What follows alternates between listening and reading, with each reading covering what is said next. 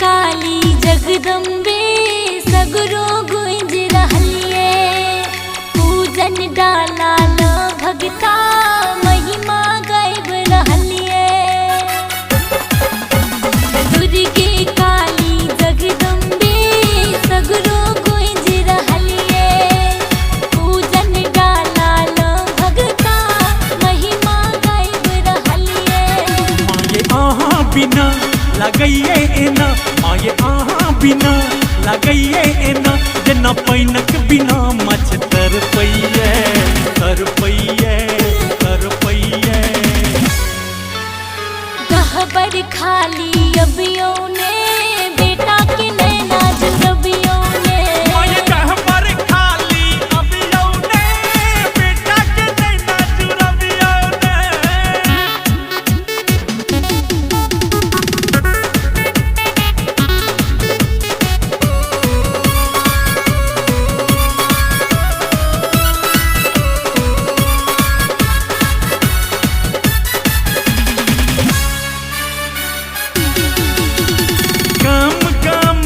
शहर शहर में सगर धूम मचावैया। आतुर नैना व्याकुल मनसा पग पग राह निहारिए। पग पग राह निहारिए।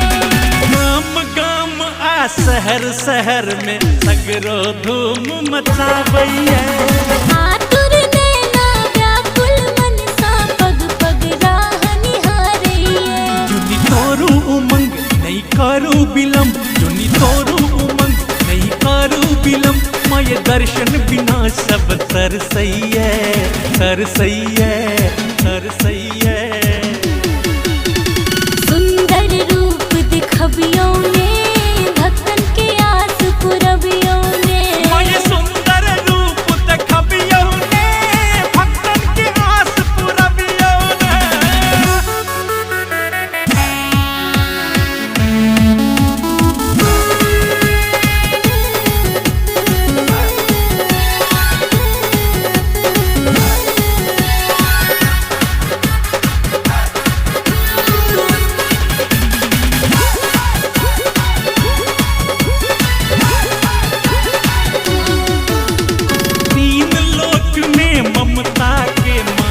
निर्मल गंग बहावै छी। सकल चराचर देवलोक के जननी अहि कहावै छी। जननी अहि कहावै छी। तीन लोक में ममता के माँ निर्मल गंग बहावै छी। सकल चराचर देवलोक के जननी अहि कहावै छी। माये निर्बल छी हम पर पापी अधम, माये निर्बल छी हम पर पापी अधम। छी बेटा अहीं के तकियो ने तकियो ने तकियो ने। नेहक फूल खिलबियों ने पुनीता के मन हरसबियों ने। नेहक फूल खिलबियों ने पुनीता के मन हरसबियों ने। माये आहा बिना लगइए एना, माये आहा बिना लगइए एना, जना पैनक बिना मछ तर पइए तर पइए तर पइए।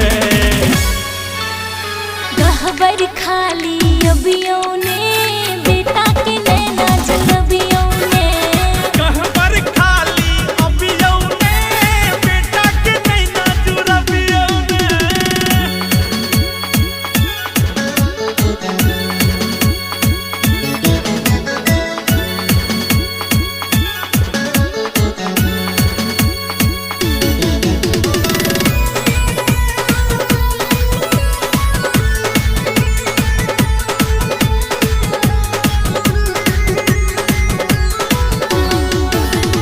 दुष्ट दलन के हे महामाई छन में दूर करई छी है।